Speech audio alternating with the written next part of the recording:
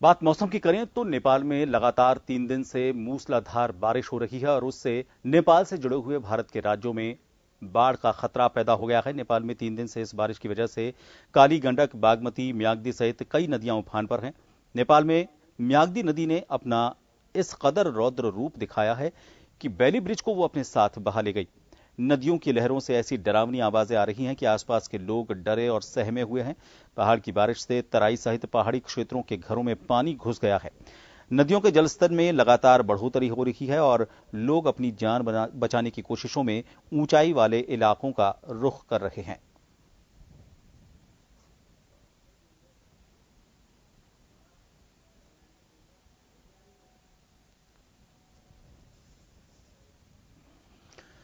और किस तरह के हालात बिहार के कई इलाकों में बने हुए हैं, बात करेंगे। मोतिहारी से हमारे वरिष्ठ सहयोगी विवेक हमारे साथ जुड़ गए हैं। विवेक, जो हालात बने हुए हैं बिहार में इन दिनों, उस बीच ये भी खबर आ रही है कि चीन ने नेपाल की सरकार को एक चिट्ठी लिखी और ये कहा है कि बारिश ज्यादा होने की वजह से वहां से पानी छोड़ा जाएगा।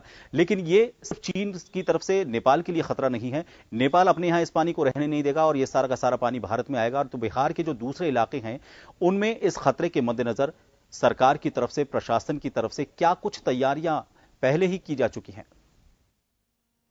जी बिल्कुल, मैं बता दूं कि जिस तरह से पिछले 4-5 रोज से बिहार में लगातार बारिश उत्तर बिहार में हो रही है, उसको लेकर सभी जगह जो है जलमग्न। इस वक्त हम खड़े हैं जल संसाधन विभाग के कार्यालय में, जैसा कि आप तस्वीरों में देख रहे हैं कि यहाँ पे ये जल संसाधन विभाग का कार्यालय, और ये खुद डूबा हुआ है।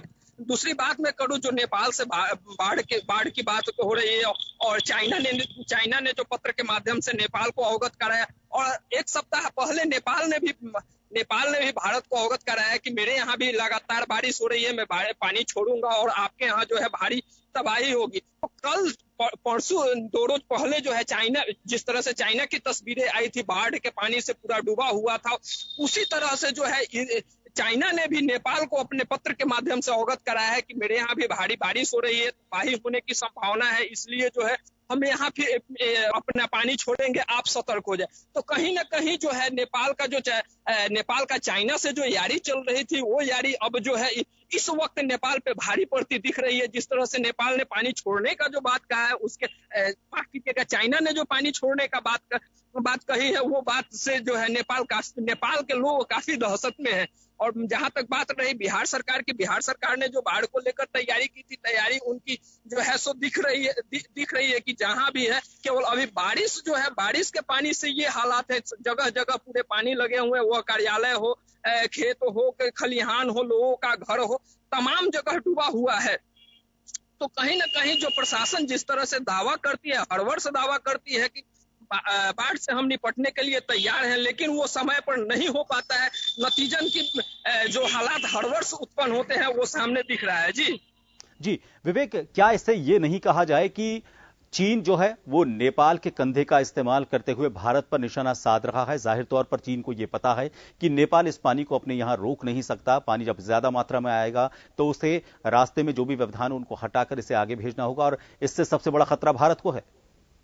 जी बिल्कुल, अगर चाइना नेपाल में पानी छोड़ता है, नेपाल में पानी, तो वो कहीं ना कहीं ऐसे ही जब भी नेपाल में बारिश होती है तो तबाही भारत में उत्तर बिहार में मचती है। तो कहीं ना कहीं जब चाइना पानी छोड़ेगा तो उससे खासकर हम बात कर ले कि नेपाल से सटे हुए सीमाई इलाका हो, मोतिहारी हो, बेतिया हो, गोपालगंज हो, सीतामढ़ी हो, सीहोर, ये तमाम जो जिले हैं जो नेपाल से जुड़े हुए जिले हैं, यहाँ पे कहीं ना कहीं बाढ़ अपनी तबाही मचाएगी और लोगों की आफत में जान आएगी। जी विवेक, एक छोटा सा सवाल और।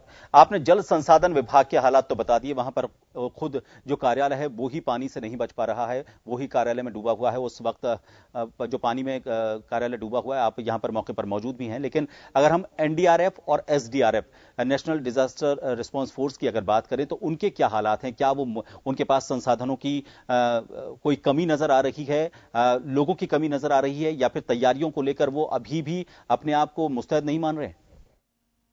जी बिल्कुल, इसको लेकर हमारे आपदा विभाग के पदाधिकारी अनिल कुमार से बात हुई है। उन्होंने जो है एनडीआरएफ और एसडीआरएफ की टीम जो है जिले में पर्याप्त मात्रा में बुलाकर रखे हैं। और वैसे जगह जो भी बाढ़ प्रभावित, जैसे मैंने पहले भी बताया था कि अरेराज प्रखंड, अरेराज अनुमंडल के अरेराज प्रखंड और संग्रामपुर प्रखंड आज के दिनों में सबसे ज्यादा बाढ़ प्रभावित है। उसके अलावे जो है आज हमने तस्वीर ये भी दिखाई कि डंकन हॉस्पिटल, जो रक्सौल का डंकन हॉस्पिटल है, जो सीमा बेहतर हॉस्पिटल, वहां पे लोगों का किस तरह से उसमें घुटने भर पानी भरा हुआ है और लोग वहां तो इन तमाम जगहों को देखने के लिए जो है आपदा विभाग ने एनडीआरएफ और एसडीआरएफ की टीम को तो बुला लिया है, लेकिन हाँ, उनके संसाधन की बात करें तो संसाधन भी उनको लेकर ठीक ठाक ही की गई है।